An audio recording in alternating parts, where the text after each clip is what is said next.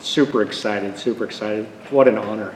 Got the opportunity. I was an assistant coach for Tony Greco last year, and he had moved on, and the position came up, and I'd gotten a call, and they said, we heard a lot of good things, and I said I jumped at the opportunity, and just to work with some amazing student athletes last year in the shortened COVID season.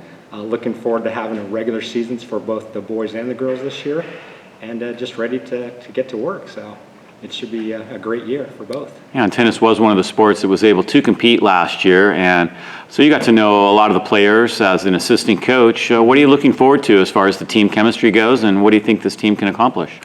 I think there's a lot that they have to accomplish this year. Unfortunately, we came in second last year. I think we're hoping to take that first title for the NBL this past year, but going forward, I think there's a lot of depth in our class that's coming up. We lost a couple of seniors, but I think we have some up and coming players that I'm just really thrilled to be working with, and I know they're going to give it 100% for the school. So it's going to be exciting to see them to grow and develop and really hone their game and play their best. So. You not only played here at Cardinal Newman, but you went on to play at St. Mary's College. Tell us a little bit about what that experience was like and how you can help these players transition to the next level.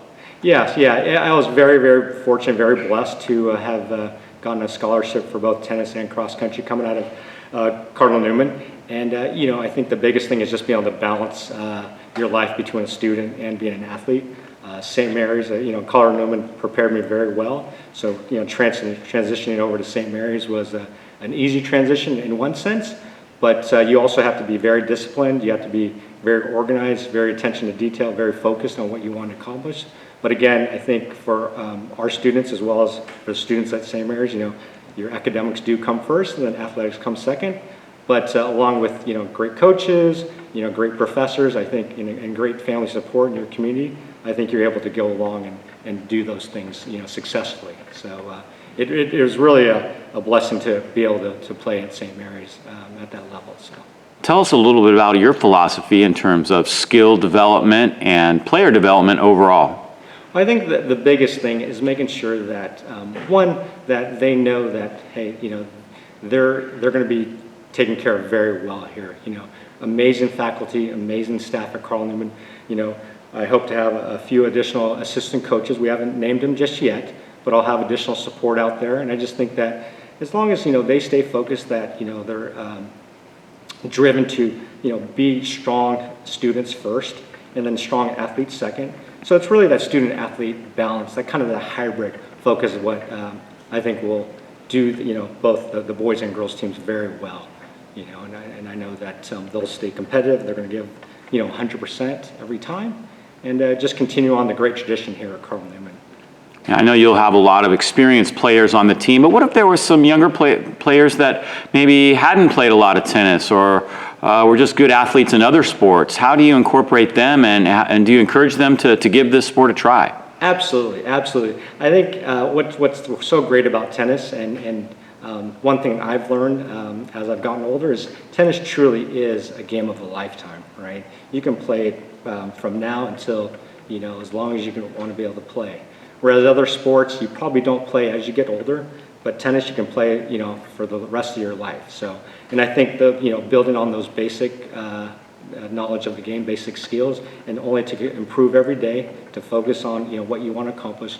And the big thing is to have attainable goals set from the start all the way to the finish, whether it's through the season, through the year, through your high school career and beyond.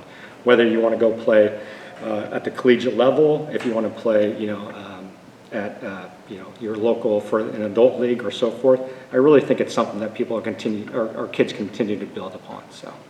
And how will the two teams work together? What was really a blessing, one of the few blessings of COVID this past year, is we actually had practice together with the boys and girls for quite a bit of the season when we were allowed to. So even before they announced that we were going to have the season, we had the boys and girls out together. So just they got to play with each other. They really enjoyed it. They had a lot of fun, and just really learned that, hey, it's okay to struggle one day, to play great another day, to be competitive. We're all together. A lot of times people feel that tennis is an individual sport, but it's more so a team sport than people realize. So it's really important for our girls and boys to really rally behind each other. So I really try to develop, a lot of team events or team practices where both boys and the girls will be able to play, typically during the off season, when we're allowed to. So. Fantastic, Rich. Well, thank you for joining us today, and congratulations. Good luck this year. Great. Thanks a lot. Appreciate it, Dave.